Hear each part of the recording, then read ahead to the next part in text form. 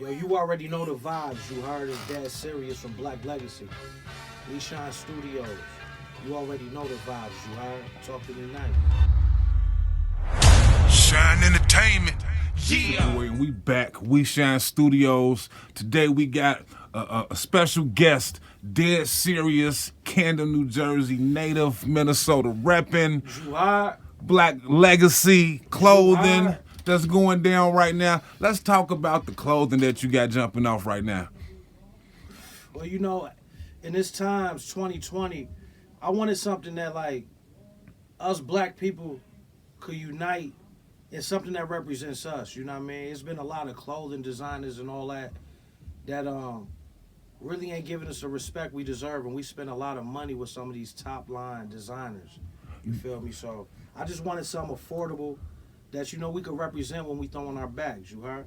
How does the clothing line and the music coincide? Like, is it a mixture of the two? Do your music reflect the clothing line? Do the clothing line reflect the music? Yeah. Well, actually, I say the clothing line reflect the music because, being a black man in America, whatever you do, you want to leave a legacy. No matter if it's sports, entertainment, you just want to leave a legacy for your children. You feel me? And once we die and we live on, our legacy continues. So that's what the music is about. Just everlasting classical hip hop. You feel me? So yeah, I would say that the clothing line resembles the music. I've been seeing you drop the visuals, and the singles that's been going on. What's up with the album? When is the album coming? But you know what? I think I want to drop around February. You know what I mean? I'm going to let the year come through, and I just want to hit them hard the first quarter. You feel me? A lot of people are not really familiar with the brand yet, so it's like starting from ground zero, building this thing, trying to get a strong foundation. So I think we need to hit them early the first quarter. I agree with you. I agree with you on that type of shit. So what was going on with you at the time the protest and shit was going on down there in Minnesota, man? Was you there? Was you out of town? Yeah, well, actually, I work at a legendary barbershop. You know what I mean? It's called CUTZ Barbershop on Lake Street where the riots existed at. The thing is, prior to that, I had a bad accident myself. The police crashed into me chasing the stolen car. They came out the alley full speed. So the 3rd precinct's the same precinct that killed George Floyd, if you're not familiar with Minneapolis. Make a long story short, you got a real diverse city full of different ethnic backgrounds, you know what I mean?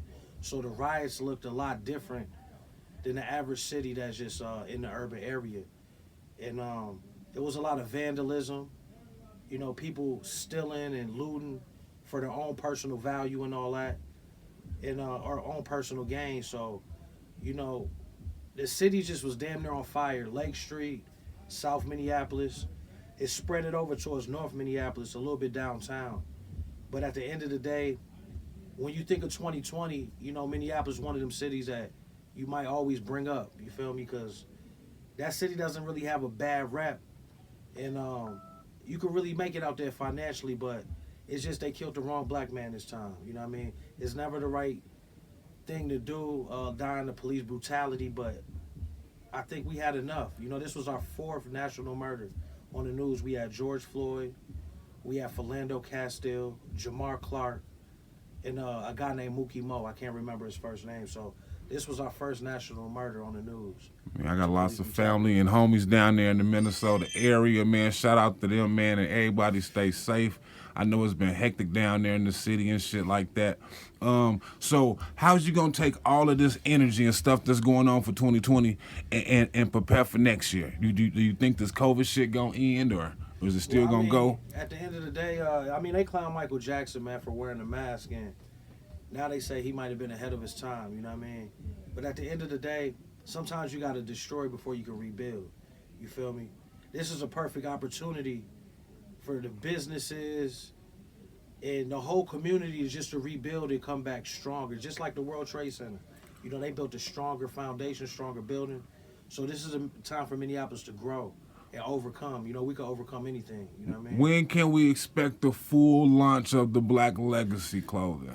Well, the full launch, it might be a little closer to the summertime next year, you know what I mean? There's a lot of things we still got to work out to get this thing founded properly, you know what I mean? So You can expect around June, somewhere next year, 2021. What can the people find you at on the YouTube for them visuals and on social media for that info? I'm official Dad Serious on Instagram, on IG.